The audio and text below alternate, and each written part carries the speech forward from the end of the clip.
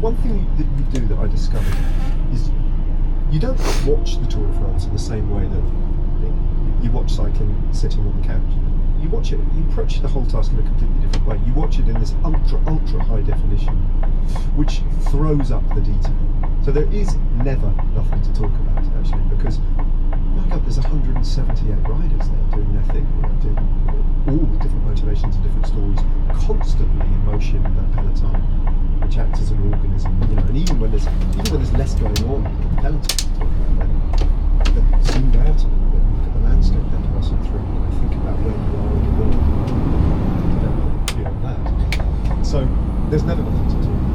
And when I say you watch it in a different way, to kind of put a little bit of flesh on the bones of that is, close your eyes and imagine a very standard shot that you'll see in racing coverage. It's called Moto 2. So there's a breakaway up the road.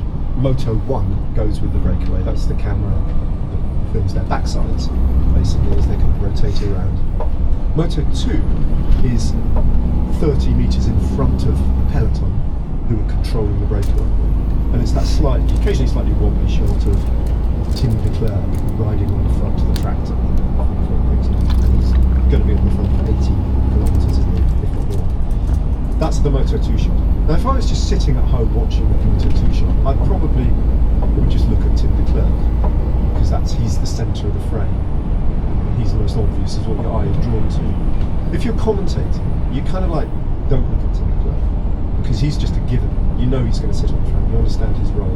What you're looking at is, at the back, why have they just moved up from nowhere at the back of the peloton? Why are they just riding on the coattails of Jumbo Visma now? What are they doing? How come that Astana, what's that conversation there between that Astana rider and that guy from Orica Greenedge? What's that all about? So you're looking for all these interrelational things that are going on with the peloton that are going to then play out later on in the race. Like I say, there's never nothing going on. There's always stuff. Presumably you have all of the feeds. So can you see everything, or do you only get just what's actually being shown live? No, you can. So you can access that. It costs an awful lot of money for the broadcaster to access that. Really? Yeah, French television do offer it as a service, but they charge the broadcasters a fortune. I do commentate at the Giro for what's called the World Feed, the international signal. So I work for the Giro d'Italia on that. Yeah. And in that race, from time to time, we do get a monitor with the helicopter shot, all the 4 motos, as well as isolated feeds. So I can look at that as well. But it's quite a dangerous game, because actually it's more interesting to look at that from time to time, because I can choose I can make my own editorial decisions about which camera to cut to in my own mind. Yeah. But the problem is, I might spot something, frankly, that the director hasn't spotted, and I will want to talk about it. But then I cut back to what their viewers at home are actually seeing, and I'm talking about something that they can't see, and which is most frustrating a thing in the real world. dissonance. So you can't do that really in commentary. Yeah. You've got to play with the pictures that the viewer is actually sharing with you. Otherwise, it just doesn't work. Yeah, it's interesting, because it's essentially the opposite of how we build videos. So we build visuals to what we want to say.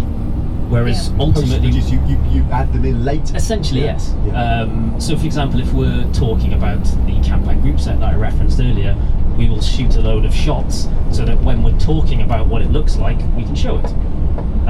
Whereas actually what you're doing is the opposite. You're actually going, well, that's the feed that everyone's seeing, and that's my source. I'm going to populate the visuals. It's interesting. That sounds stressful. yeah. But I mean, so there's an interesting thing about live coverage versus what you're talking about as recorded highlights.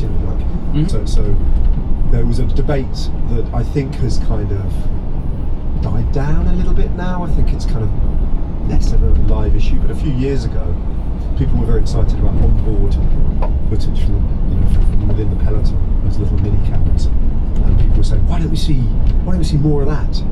Well, actually, the reason you don't see more of that is it doesn't really show you that much. Yeah. Like, imagine cutting to that camera in the middle of a bunch of sprints. Sorry, can I please see what's happening? There is great value in those cameras, but it tends to come afterwards. Yeah. Show the race, in as clear a possible way to the finish line, and then go, actually, let's look back at that moment that Peter Sagan attacked, because we just happens to have caught it on this camera, and it's kind of a great analysis tool for later. Yeah. Equally, there's another really interesting facet of the way that a bunch sprinters is filmed and shown on television, which I often get, people often ask me about. They say, why don't they use, talking about broadcasters and directors, the helicopter shot for a bunch sprint? Yeah, because it's much clearer, as to who wins. What they tend to do is a very foreshortened shot from a long way off, where you're looking at the front of the bunch coming towards you as a mass, and it's quite difficult to judge the distance, the depth. Yeah, exactly that. Now, the reason that shot is the shot that we should never change, and is the best shot for a live sprint, is because it's full of drama. You can see everybody like that. You can see right behind. You can see if there's a crash 50 places behind. You can see that as well. And you can see this cavalry charge coming towards you, and it looks incredibly close. And that kind of carries the viewer with you. That is the drama of the bunch sprint. And then someone will raise their arms over the line, and then that's it. And hopefully, as a commentator, you've called that right, the rider correctly over the line. And then you can see the helicopter shot, and it's often, as a replay, and it's often a constant surprise when a bunch sprint that looks phenomenally close, and then you see the helicopter shot, and you realise he's won or she's won by 2 bike lengths.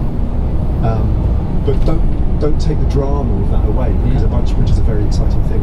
The best way of actually bringing that drama across to the viewer is that head-on shot. I'd never actually really considered that actually what makes all of that good is being able to see all of those shots at some point. Yeah. And then you actually then piece it together afterwards, and that's where you kind of... They all do something different. Yes, absolutely. But you couldn't even have all of them on screen at any one point, because you'd still want to watch them individually. Yeah. You've got to trust the directors. Yeah. The best TV directors, and I know a lot of them, they're some of them are British, most of them are Belgian actually. The Belgians kind of like some of the best TV directors. For a long time, the guy who's directing the Tour de France recently has been Belgian. They know what they're doing. They're not. People sitting at home tend to think they know better how to televise bike racing. Believe me, they don't. They leave it with the experts. So the first Tour de France that you covered was 2003, which was the Lance Armstrong era. Earlier this year, he talked about the difference in attitudes of the modern era of men's pros compared to his era. So I get that, yeah. How do you think that the modern era compares to when you first started? Well, I think there's been a paradigm shift in its propriety, in how clean it is. I'm not going to sit here for a moment and suggest it's clean, because it's a human activity, and wherever humans are involved, corners are what we come. We're a bunch of pretty just cheats, really, aren't we?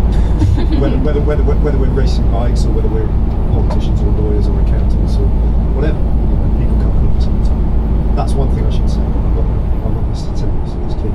But what's changed since Armstrong is that those riders who do dope in the modern peloton are the outliers, and they are the risk takers who are fundamentally undermining the business model. Because sponsors now, a doping positive for the sponsors who are involved in the sport now would be toxic. Yes. Deeply toxic. Going back to Armstrong's era, you can flip that on its head. There were clean riders in the Armstrong era, right? A guy I know very well is a really good case in point, British rider Roger Hammond of that era. Now Roger, I firmly do believe was a completely clean rider. I trust him implicitly. Roger was a very strong rider, should have had a much more lucrative and long and successful career on the road than he did, but his path was blocked by the fact that he was riding clean in an EPO-fueled era. And not only that, but Roger will tell you stories about sitting on a team bus, going to the start of a race, watching his teammates prepare, in the worst terms of the word, for the race, and he himself was being put under enormous pressure to dope, to get with the program, because he was considered to be the unprofessional one who was risking everybody's livelihood by racing clean, not getting the results that the team need, not getting the results that the sponsor needed. Therefore everybody's job is jeopardised. and the financial model is broken. Unless you get with the program, you're not performing to the best of your ability. The whole thing falls apart.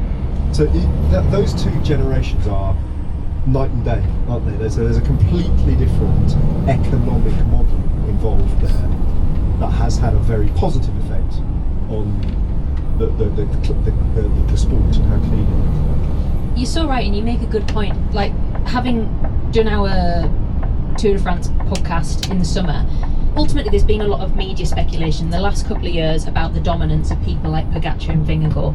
And last year it was Vingegaard's TT performance, which then, like in the Netflix documentary, there was talk of doping speculation. This year Pogačar's times of climbs have been under scrutiny by the media. But you make such a good point, like it seems like it would be crazy. There's so much spotlight on them, and I don't know whether it's just a consequence of the fallout of the Armstrong era, or is it just sensationalism? People want to talk about doping. No, I think it's a reasonable point, actually. Okay. I do, and I think it's a reasonable question to ask. The history of cycling is sufficiently dirty for it to be a reasonable question to ask, and I think it's going to arise whether or not we like it. As soon as a dominant team or a dominant rider emerges.